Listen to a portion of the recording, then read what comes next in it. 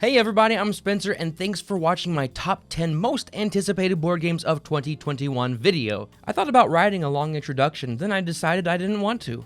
Instead, I'm just going to ask that you subscribe to the Lighten Up initiative and maybe even give this video a like before you know you like it or not. And now, here are the board games I'm looking forward to most in 2021. Many forms of entertainment have featured medieval Europe lately. You might even say that we are plagued with it. But I don't feel like anything has ever come close to being historically accurate, something I think this world needs. That's why I'm excited about Mortem, Medieval Detective. In the game of deduction and adventure, all the legends, superstitions, and fears come to life, just like they did in the year 1347. Players will take on the roles of secret organization agents and investigate mysteries and thrilling events. What attracted me to this game is the freedom you have to explore the world of Mortem. You can gather valuable information from suspects by striking up a conversation or striking them in the face.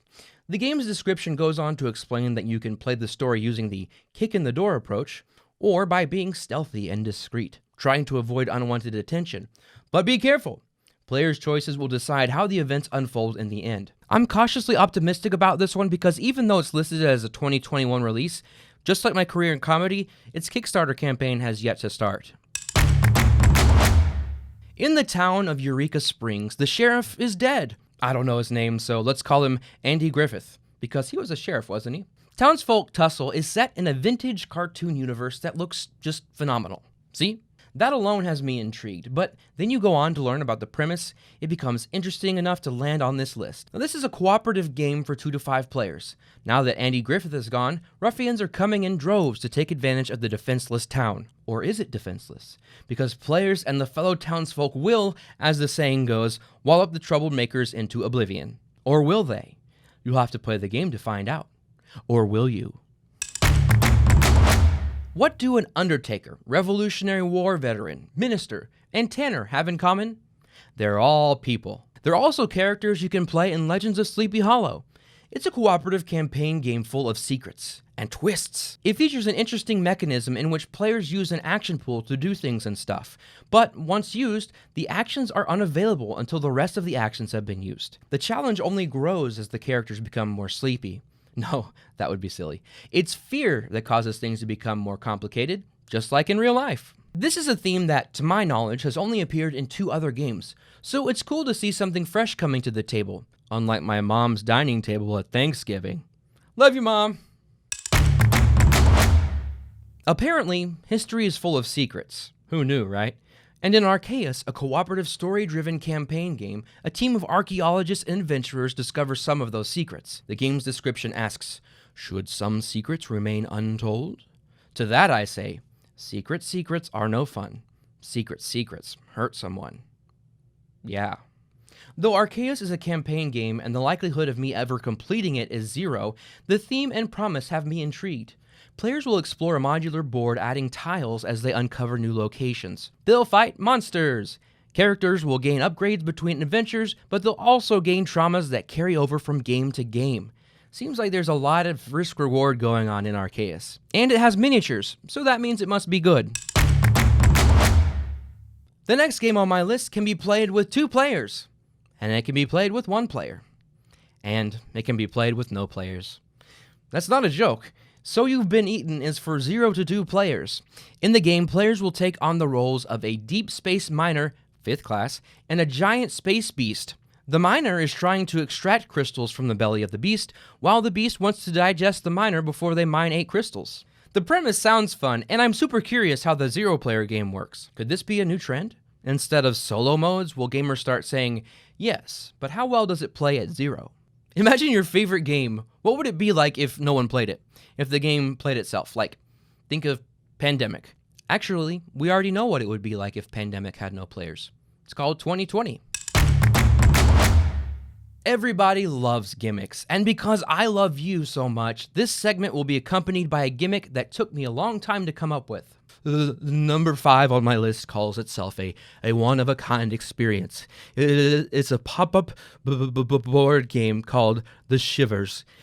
It features a patent-pending modular pop-up system which presents the magic of handcrafted pop-ups combined with just the right amount of spooky puzzle-solving, mysteries, and role-playing.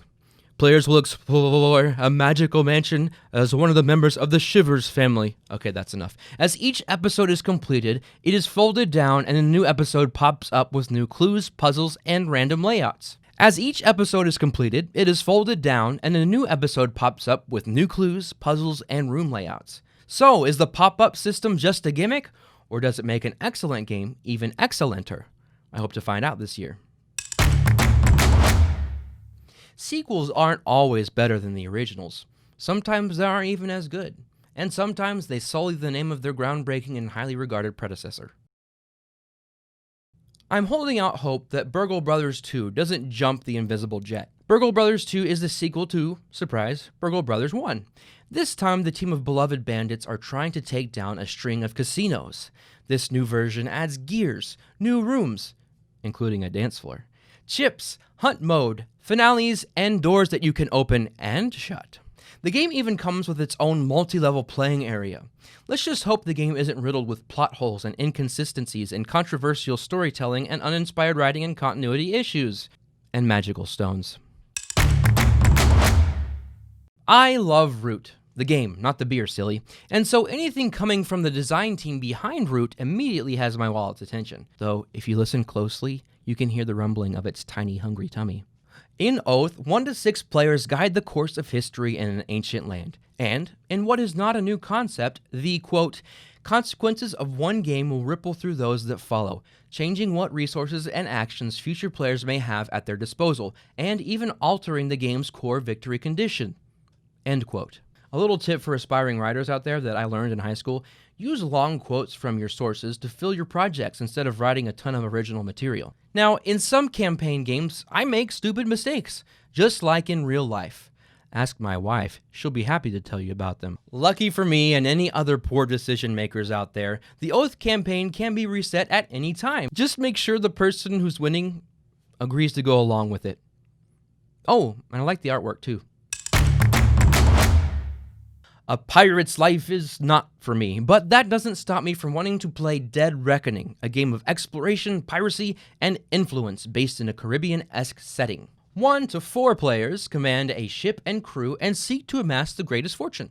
Though, to be honest, I am a little disappointed that the game can't be played with 0 players. John, you could learn a thing or two from Scott Alms. Dead Reckoning features the same innovative card crafting system which debuted in one of my favorite games, Mystic Vale. In this instance, player will improve their crew cards by inserting skills and ability advancements into their sleeves. You'll customize your ship, card craft your crew, control the region, and, this might be my favorite, battle via a pirate ship that functions as a cube tower. In the end, the pirate player's actions will force them to face a reckoning. A dead reckoning. And my number 1 most anticipated game of 2021 is a game that I've been anticipating since 2018 when I don't mean to brag, was one of the first to playtest it. Who am I kidding? I am totally bragging. The game I played a huge part in bringing to life is Sleeping Gods. You don't believe me? Here, look. This is a huge open-world campaign atlas game where each page of an atlas represents only a small portion of the world you can explore. Players are lost in a strange world in 1929.